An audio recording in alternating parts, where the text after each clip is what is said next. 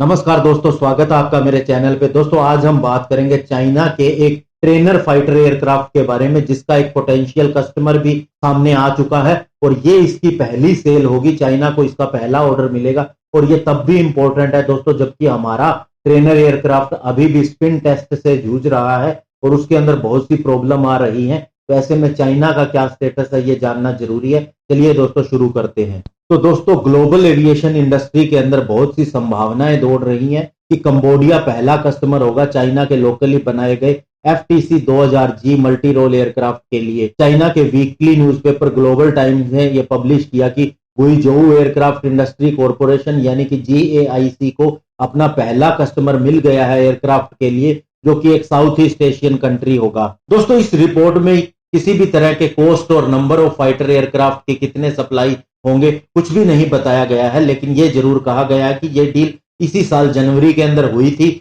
और अगले साल के शुरुआत में इसकी डिलीवरी होनी शुरू हो जाएगी और 2 सालों के अंदर फाइटर एयरक्राफ्ट सारे सप्लाई कर दिए जाएंगे। दोस्तों बड़ी मिलिट्री न्यूज साइट जैसे कि डिफेंस वर्ल्ड और फ्लाइट ग्लोबल ने इस न्यूज को हाथों हाथ लिया और कहा कि कंबोडिया और म्यांमार इसके पॉसिबल ग्राहक हो सकते हैं। और दोस्तों ये दोनों ही कंट्री मिलिटरीली और पॉलिटिकली चाइना के साथ में अलाइंड है। दोस्तों म्यांमार ऑलरेडी चाइना के एयरक्राफ्ट इस्तेमाल कर रहा है, जिसके अंदर नैनचैंग Q5 ग्राउंड अटैक प्लेन है और शेनयांग J7 इंटरसेप्टर है। इसके अलावा कंबोडिया ने भी अपनी हर्बिन Z9 हेलीकॉप्टर की एक फ्लीट खरीदी थी और साथ ही $40 मिलियन के अभी उसने चाइनीज मिलिट्री इक्विपमेंट खरीदे हैं। लेकिन दोस्तों जो म्यांमार ने रिसेंट एक्विजिशन की है एयरफोर्स के लिए, उससे नहीं लगता कि म्यांमार इसका बायर हो सकता है। और दोस्तों अगर हम म्यांमार की ओर कुछ देखें तो उसने अभी साउथ कोरिया के साथ KAIT-50 जेट ट्रेनर्स को खरीदने के लिए बातचीत की है कुछ महीने पहले। और इसके अलावा दोस्तों म्यांमार एयरफोर्स ने रशियन याक 130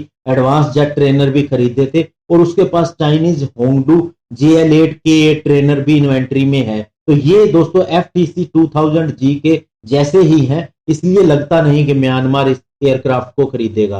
और दोस्तों इसके अलावा उनकी स्टेट काउंसलर आंग सान सू की के अंडर में म्यांमार इस समय वेस्टर्न देशों के साथ में बातचीत कर रहा है ताकि वह उनके वेपन सिस्टम भी खरीद सके। और इसके अलावा दोस्तों इस रीजन के अंदर जो अदर कंट्रीज हैं जैसे कि Philippines, Malaysia, Indonesia, Vietnam, Singapore, ये सारी किसी न किसी टेरिटोरियल डिस्प्यूट के अंदर हैं चाइना के साथ में और इनके रिलेशन भी चाइना के साथ अच्छे नहीं है। तो ये ऐसे में ये कंट्रीज नहीं मान सकते कि ये एयरक्राफ्ट खरीदेंगी। तो दोस्तों ऐसे में माना जा सकता है कि कंबोडिया ही है जो चाइनीज एयरक्राफ्ट को खरीद सकता है। और अभी कुछ दिन पहले ही कंबोडियन एयरफोर्स के पायलट्स ने चाइना के अंदर ट्रेनिंग के दौरान अपने वीडियो और पिक्चर्स शेयर की, जिसके अंदर वे चाइना के JL8K8 एयरक्राफ्ट को उड़ाते हुए दिख रहे हैं। और दोस्तों कंबोडिया काफी लंबे समय से लाइट अटैक एयरक्राफ्ट खरीदने की कोशिश कर रहा है एक्सटर्नल थ्रेट जैसे कि थाईलैंड से देखते हुए। और इसके अलावा उसके पास L39 जेट ट्रेनर है और MiG-21 इंटरसेप्टर की भी एक फ्लीट है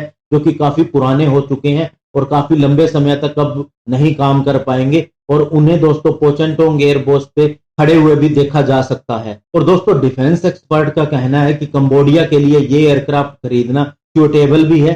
चाइनीज मिलिट्री हार्डवेयर अगर कंपेयर किए जाएं वेस्टर्न या यूरोपियन इक्विपमेंट से तो ये उनसे चीपर होते हैं और इसके अलावा दोस्तों बार्गेन प्राइस पे आते हैं, यानी इनके लिए बार्गेनिंग भी की जा सकती है प्राइस के लिए। और इसके अलावा दोस्तों चाइना लोन भी ऑफर करता है, तो जो कंट्रीज एक साथ पैसे नहीं दे सकते उनको लोन भी मिल सकता है। तो ऐसे में कंबोडिया इनके साथ जा सकता है। दोस्तों FTC 2000G गुइजोउ JL9 advance jet trainer का अपग्रेडेड वर्जन है, ट्विन सीटर है और पहली बार सितंबर 2018 के दौरान दिखा था। और दोस्तों ये लाइट अटैक ड्यूटीज और इसके अलावा ट्रेनिंग देने के भी काम आ सकता है। इसके अंदर 7 हार्ड पॉइंट होते हैं जिसके ऊपर बॉम्ब्स, गन पोड, रॉकेट और short to medium range air to air missile भी ले जाई जा सकती है। और दोस्तों इसकी मैक्सिमम स्पीड 1.2 मैक है। इसके अलावा ये मॉडर्न रडार और फायर कंट्रोल सिस्टम के साथ में आता है। इसके अंदर नेविगेशनल इक्विपमेंट भी लगे हुए हैं और चाइना का कहना है कि इस प्राइस के अंदर ये सबसे सस्ता